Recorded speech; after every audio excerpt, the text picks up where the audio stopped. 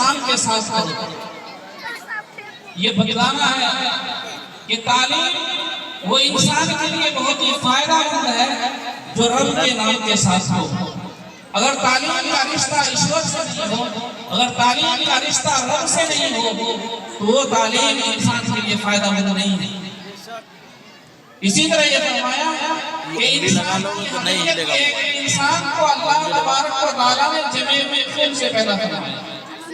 یہ انسان کی حقیقت ہے، لیکن اللہ تبارک و تعالیٰ نے انسان کو علم کی بدولت فضیلت دی اور فرمایا کہ وہ رب مہربان ہے، گویا کہ اللہ نے علم کو ہم سبوں کے لیے ایک نعمت بنایا اور اس نعمت کو ہم انسان کو نوازا اس نعمت سے۔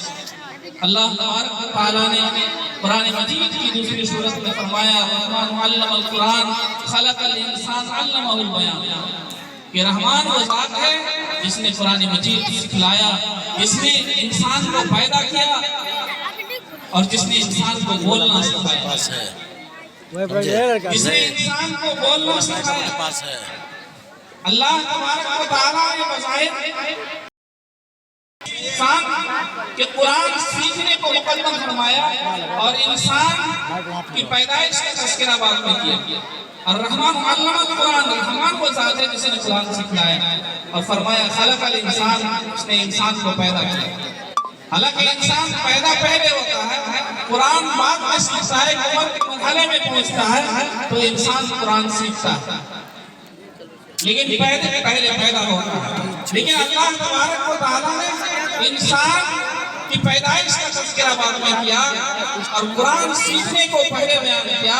یہ انسان کو بتلانا ہے کہ قرآن مجید انسانوں کے لیے اللہ کی طرف سے ایک بڑی نعمت ہے اور اللہ کی طرف سے بڑی عطیہ ہے کہ انسان اگر اس سے رہنمائی حاصل کرنا چاہے اور انسان اس کی پیروی کر کے اپنی زندگی کو بہتر بنانا چاہے تو انسان کے لیے اس کی پیدائش سے بھی زیادہ اہم اور زیادہ فضیلت والی چیز یہ ہوگی کہ وہ قرآن مجید کو سیکھے اور سکھائے۔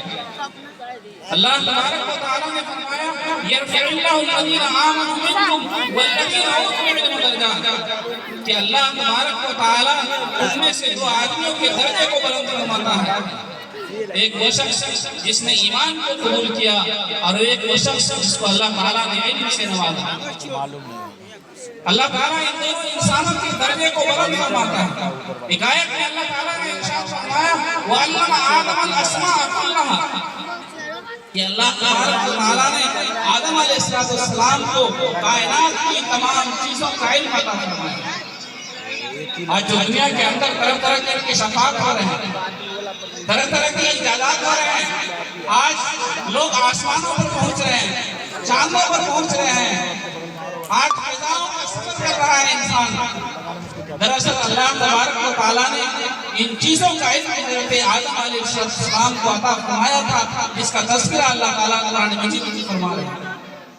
اور فرشتوں کو کہا فَقَالَ أَنبِئُونِي بِأَسْمَاءِ هَؤُلَاءِ إِن كُنتُمْ صَادِقِينَ، فرشتوں سے کہا کہ جو چیزیں میں نے آدم کو سکھایا ہے وہی چیزیں تمہارے سامنے پیش کی جاتی ہے، اگر تم سچے ہو تو ان چیزوں کو بیان کرو۔ فرشتوں نے کہا کہ نہیں، یہ ہمارے بس میں نہیں۔ یعنی انسانوں کے اندر اللہ تبارک و تعالیٰ نے یہ صلاحیت رکھی ہے کہ وہ جانی ہوئی چیزوں کے ذریعے سے نہ جانی ہوئی چیزوں کا علم حاصل کر لیتا ہے۔ اور فرشتوں کے اندر اللہ نے ایسی صفت نہیں رکھی، فرشتے کو جتنا بتلایا جاتا ہے، جتنا کہا جاتا ہے اتنا ہی کر سکتا ہے، لیکن اللہ تعالیٰ نے انسانوں کے اندر یہ صلاحیت رکھی ہے کہ جن چیزوں کو جانتا ہے اور جانی ہوئی چیزوں کے ذریعے سے نہ جانی ہوئی چیزوں کا نتیجہ نکال لیتا ہے اور نہ جانی ہوئی چیزوں کو سمجھنے کی صلاحیت اللہ تعالیٰ نے انسانوں کے اندر رکھی ہے۔ اللہ تعالیٰ نے فرمایا شہد اللہ انہ لا الہ الا هو والملائکہ واولو العلم، کہ اللہ نے اس بات کی گواہی دی کہ اللہ کے سوا کوئی عبادت کے لائق نہیں، فرشتوں نے اس بات کی گواہی دی کہ اللہ کے سوا کوئی عبادت کے لائق نہیں، اور فرمایا کہ اہل علم نے اس بات کی گواہی دی کہ اللہ کے سوا کوئی عبادت کے لائق نہیں۔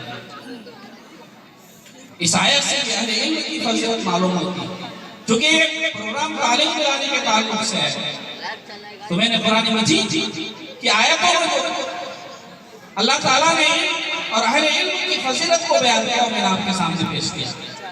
علم کی فضیلت اللہ کی نگاہ میں بہت اہم ہے. اسی لیے یہ قرآن مجید جس وقت نازل کیا جا رہا تھا، جس معاشرے اور سماج میں قرآن مجید کو نازل کیا جا رہا تھا، اس وقت شرک پرستی اور طرح طرح کی برائیاں معاشرے میں موجود تھی، ناانصافی اور ظلم اس وقت اس قدر عام تھا کہ سب سے پہلے وہی حکم دیا جانا چاہیے تھا. لیکن اللہ تعالیٰ نے اس موقع سے بھی سب سے پہلا حکم اس انسان کو یہ دیا کہ تم پڑھو. کیونکہ انسان معاشرہ جب پڑھا لکھا ہوگا، معاشرہ جب تعلیم یافتہ ہوگا، تو بہت ساری برائیاں اس تعلیم کی وجہ سے اور اس علم کی وجہ سے خود و برائیاں معاشرے سے ختم ہو جائیں گی. اس لیے انسان کو پڑھا لکھا ہونا چاہیے اور تعلیم یافتہ ہونا چاہیے. اسی لیے اللہ تعالیٰ نے قرآن مجید میں ارشاد فرمایا قُلْ هَلْ يَسْتَوِي الَّذِينَ يَعْلَمُونَ وَالَّذِينَ لَا يَعْلَمُونَ. اے نبی آپ لوگوں سے کہہ دیجیے کہ پڑھا لکھا انسان اور غیر پڑھا لکھا انسان دونوں بالکل برابر نہیں ہو سکتے. دونوں کے درمیان میں زمین و آسمان کا فرق ہے. ایک پڑھا لکھا انسان اور ایک غیر پڑھا لکھا انسان، دونوں کا درجہ برابر نہیں ہے اللہ کی نگاہ میں. یہ آپ اپنے نبی کس سے کہہ رہے ہیں کہ آپ کہہ دیجئے لوگوں سے کہ دونوں کا درجہ اللہ کی نگاہ میں برابر نہیں ہے. علم والے کا درجہ بہت بلند ہے اللہ کی نگاہ میں، اور جو پڑھا لکھا نہیں ہے اس کا درجہ اللہ کی نگاہ میں کچھ کم ہے. ان آیتوں سے یہ بات معلوم ہوئی کہ ہم اپنے نسلوں کو تعلیم یافتہ بنانا. جہاں تعلیم کی کمی اور معاشرے اور سماج میں، وہاں تعلیم کو رواج لانے کی ضرورت ہے.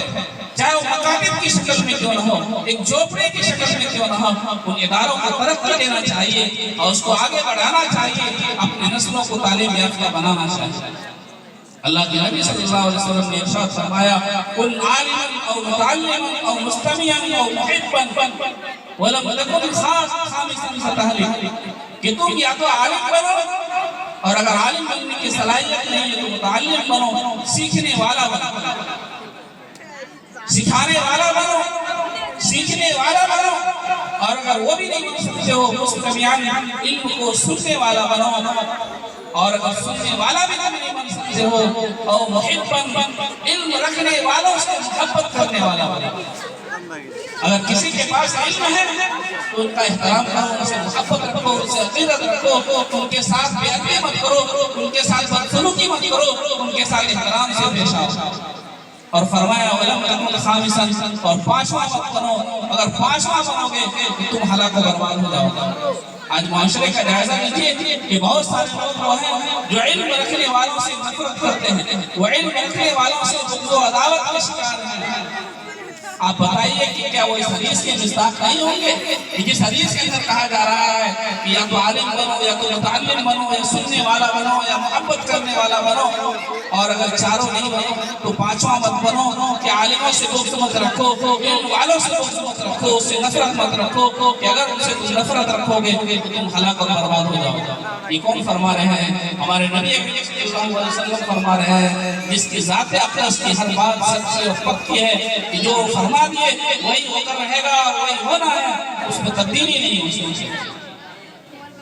یہ وہ آیتیں تھیں، یہ حدیثیں تھیں جو میں نے مختصر انداز میں آپ کے سامنے رکھی ہے. ابھی بہت سارے مقررین حضرات باقی ہیں، میں اسی لیے انہی باتوں پر اپنی چند باتوں پر اپنی بات کو ختم کرتا ہوں. ابھی بہت سارے مقررین باقی ہیں اور آپ حضرات پڑھ کر جا رہے ہیں. میں آپ حضرات سے گزارش کرتا ہوں کہ آپ حضرات تشریف رکھیں کہ ماشاءاللہ تیواری شریف پٹنہ کے نائب قاضی شریف مولانا مفتی وسیع احمد قاسمی صاحب موجود ہیں، جن کا بہت بہترین خطاب ہوتا ہے اور بہترین تقریر ہوتی ہے. انشاءاللہ وہ چند منٹوں میں آپ کے سامنے حاضر ہوں گے. اس لیے آپ حضرات سے گزارش ہے کہ آپ تشریف رکھیں. اس کے علاوہ مولانا اسرائیل صاحب ہیں، وہاں عبدالجبار کلیمی جویدی صاحب ہیں. بہت سارے لوگوں کے خطابات ہونے باقی ہیں اور بڑے بڑے مقرر اللہ نے بڑی بڑی صلاحیتوں سے نوازا ہے. نظرات کے خطابات کو سن کر ہی آپ حضرات آ جائیں. یہ پروگرام کیا ہے تو جب تک پروگرام تمام لوگوں کا ساتھ ہے، سننے والوں کا سننے والوں کا ہر ایک لوگوں کا ساتھ ہے، اور دلوں میں جگہ بنائیں ان باتوں کے لیے اور اس پر خود بھی سنیں اور عمل کرنے کی کوشش کریں. اللہ تعالیٰ سے دعا ہے کہ اللہ تعالیٰ ہم سبوں کو پڑھنے سننے سے زیادہ عمل کی توفیق عطا فرمائے. وما توفیق الا باللہ.